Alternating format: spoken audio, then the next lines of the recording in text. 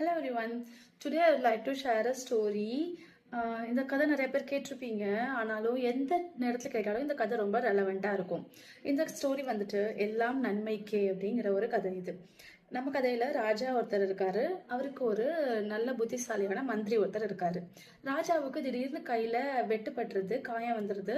உடனே எல்லாரும் பதறி போய் ராஜா கிட்ட போறாங்க. அப்போ நம்ம மந்திரி மட்டும் ரொம்ப கூலா எல்லாம் நன்மைக்கே அப்படின்னு சொல்றாரு. இது கேட்டோடனே ராஜாவுக்கு ரொம்ப கோவம் வந்துருது. எவ்வளவு பெருசா காயம் பட்டிருக்கு, நன்மைக்கேன்னு சொல்றீங்க அப்படின்னு சொல்லிட்டு இந்த மந்திரியை ஜெயில போட சொல்லிடுறாரு.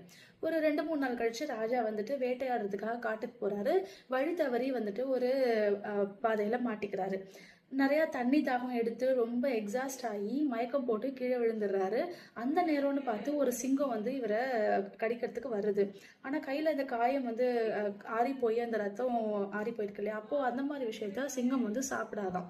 ஸோ அப்போ வந்து இவரை கடிக்காம சாப்பிடாம அந்த சிங்கம் வந்து ஓடி போயிடுச்சு. இதை வந்து காவலாளிகள் பாக்குறாங்க. பார்த்துட்டு ராஜாவை எழுப்பிட்டு இந்த விஷயத்த சொல்றாங்க. அப்பதான் ராஜாவுக்கு புரியுது, நம்மளோட உயிரை வந்துட்டு இந்த காயம் தான் காப்பாத்திருக்கு. அந்த எல்லாம் நன்மைக்குன்னு சொன்ன அந்த மந்திரியை பேலஸ்க்கு திரும்ப வந்துட்டு கூப்பிடுறாரு. இது மாதிரி எல்லாம் நன்மைக்கே நீங்க சொன்னீங்க, அது உண்மைதான். ஆனா நீங்க இப்போ ஜெயில ஒரு 2-3 நாள் இருந்தீங்கல்ல, அது எப்படி நன்மைக்காகும் அப்படின்னு சொல்லி கேட்குறாரு. அப்போ அந்த மந்திரி சொல்றாரு, ஆமா ராஜா, அதுவும் நன்மைக்கு தான். இதே நான் வெளியில இருந்திருந்தேன்னா உங்களோட நான் வந்துட்டு வேட்டையாட வந்திருப்பேன். நான் உங்களோட தான் வழி தவறி வந்திருந்திருப்பேன். தாகம் தவிச்சு நானும் மயக்கமாயிருந்திருப்பேன். உங்களுக்கு அடிக்காத சிங்கம் வந்து என்ன வந்து சாப்பிட்ருக்கோம். ஸோ நான் வராததும் நன்மைக்கு தான் அப்படின்னு. ஆக நம்மளோட லைஃப்ல எந்த விஷயம் நடந்தாலும் அது நம்ம நன்மைக்கு தான் நடக்குது அப்படிங்கிறத நம்ம எப்போதுமே புரிஞ்சுக்கணும்.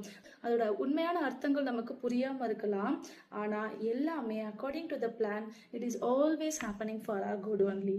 தேங்க்யூ.